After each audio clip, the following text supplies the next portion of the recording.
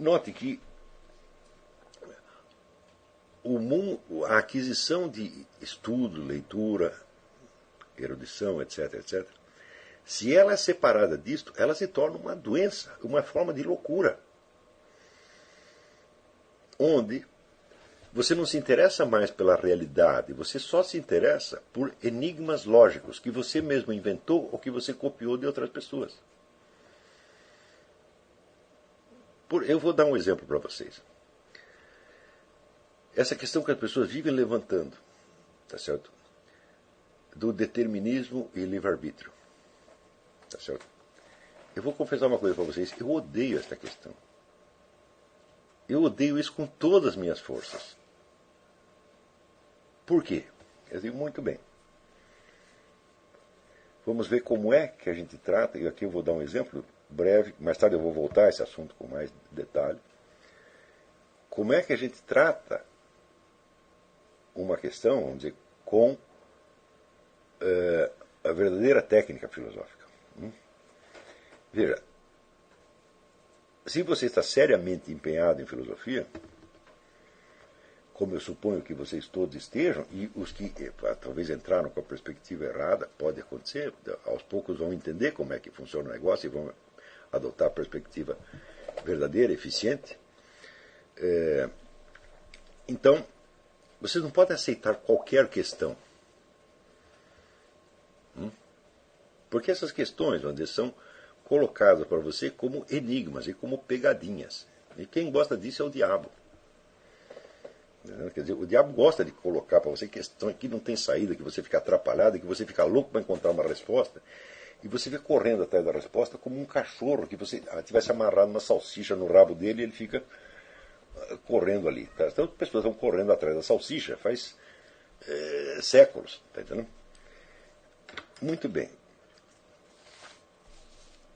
O verdadeiro espírito filosófico, ele não joga com conceitos abstratos. Ele quer criar conceitos para descrever ou explicar a realidade da experiência.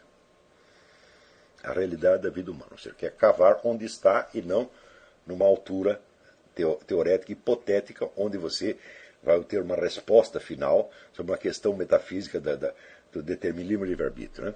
Isso é teatro mental. Tá certo? Se vocês lerem os diálogos de Platão, vocês verão que Sócrates está continuamente trazendo as pessoas de volta, desde a altura onde elas criam as suas opiniões, para a realidade do que elas efetivamente sabem. Às vezes até mostrando a ela que elas sabiam mais do que imaginavam. Elas estavam curtindo um falso conhecimento inventado, construído, quando, na verdade, se procurassem dentro de si mesmo, encontrariam mais conhecimento, tá certo? Simplesmente pelo método da confissão, como ele faz no diálogo Mênon com o escravo analfabeto. Eu não sei se o exemplo que Platão inventou ali, de mostrar que o escravo sabia alguma coisa de geometria, eu não sei se esse exemplo é totalmente adequado, mas é uma imagem, uma figura de linguagem, para dizer, olha, tem muita coisa que você já sabe, e que basta você declarar as coisas como elas são, tá certo? E você vai descobrir que você tem um depósito de conhecimento enorme. Você não precisa inventar, não precisa criar nada, não precisa construir nada. Então, mas quando vem alguém e lhe coloca essas pegadinhas, como por exemplo determinismo e livre-arbítrio, o que você tem que fazer é o seguinte, deixa eu ver se eu entendi bem. O que você quer dizer com essa coisa? Ou seja, nós vamos pegar essa dupla de conceitos e tentar aplicá-los à realidade da experiência tal como eu a conheço, para ver a que eles se referem na verdade. Então, o determinismo e o livre-arbítrio, das duas uma. Se você tem que escolher um deles, é porque você o está tomando como absoluto. É o livre-arbítrio total ou o determinismo total. É assim? Ora, se esses conceitos são absolutos, eles só podem se aplicar, vamos dizer, a seres que têm essa dimensão absoluta. Então perguntemos, existe determinismo e livre-arbítrio em Deus? no infinito. Deus pode ser livre ou predeterminado? Bom, por um lado, vamos dizer, ele já sabe tudo o que vai acontecer e tudo o que ele vai fazer. Ele é onisciente, então ele já sabe tudo. Então, digamos, então ele está predeterminado. Digo, sim, mas ele está predeterminado por quem? Se nada o predeterminou, ele não pode estar predeterminado. Não é porque ele decidiu fazer tal qual coisa, tá certo? Que você pode dizer que ele está predeterminado. Ele não está predeterminado, ele está determinado. Ele está decidido. Por outro lado, Deus pode ser livre. Eu digo, livre do quê? Existe um elemento externo que possa coagi-lo? Não. Então ele não pode ser nem prisioneiro nem livre. Esse conceito não se aplica. Então, de cara, tiramos, excluímos esta dimensão. O conceito de determinismo e de arbítrio não se aplica a Deus. E, portanto, não podem ser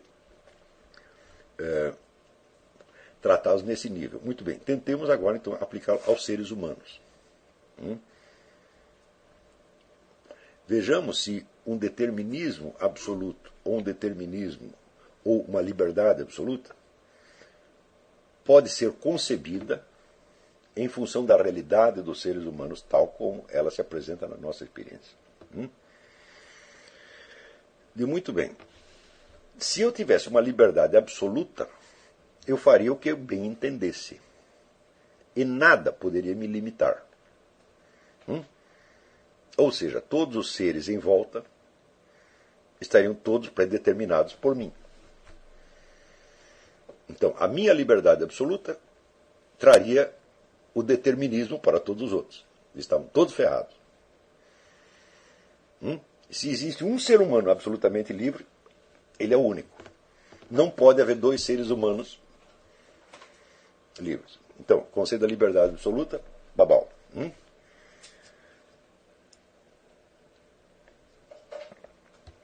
Se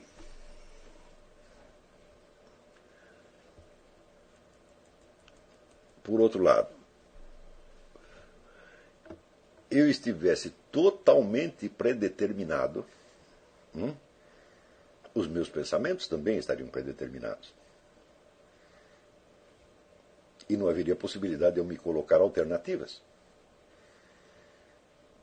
Se eu estou predeterminado, os meus conhecimentos também estão predeterminados.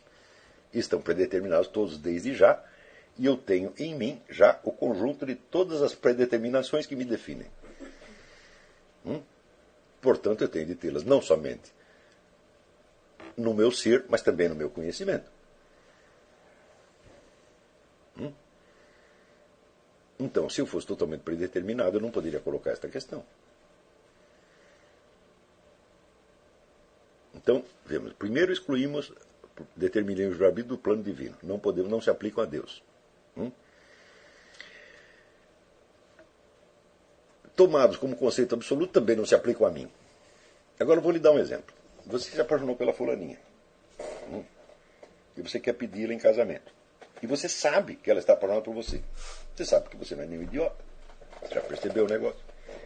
Então você vai pedi-la em casamento e você sabe que ela vai aceitar. Ela fez isso por determinismo ou por livre-arbítrio?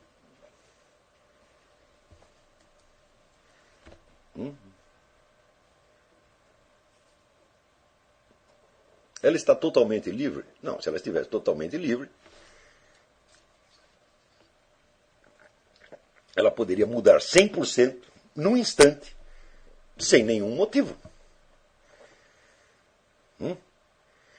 Ela está totalmente predeterminada? Não, porque senão o sim que ela vai dar não teria valor para você. E você nem pediria. Então, esta simples situação humana, uma situação elementar, que todo mundo, toda pessoa casada passou pelo menos uma vez na vida. Os divorciados também, os viúvos também. Todo mundo passou por isso. Tá certo?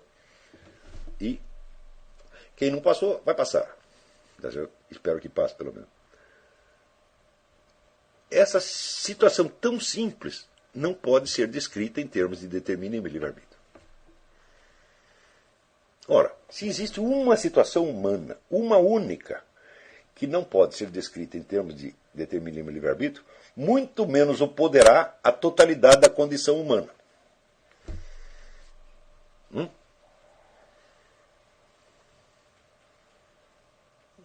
Então, eu queria saber quem foi o filho da puta que inventou este problema. Inventa dois conceitos extremos, absolutos, e joga para você e quer que você escolha. Se você escolher um, está errado. Se você escolher o outro, também está errado. Se você escolher uma mistura dos dois, também está errado, porque a mistura os anularia automaticamente. Se você disser, nós somos meio determinados e meio livres, você não disse nada. Não preciso explicar muito isso. Vocês são inteligentes, entenderam que o sujeito que é meio determinado, meio livre, não é determinado nem livre, ele é uma terceira coisa, que você não sabe explicar o que é. Então, muito bem, é essa terceira coisa que interessa. E essa terceira coisa é a realidade da condição humana com toda a sua complexidade. Existem centenas de conceitos filosóficos que são só pegadinhas. São fuga da realidade. Você não pode descrever. Se você não pode descrever a realidade naqueles termos, para que usar esses termos? Estão compreendendo?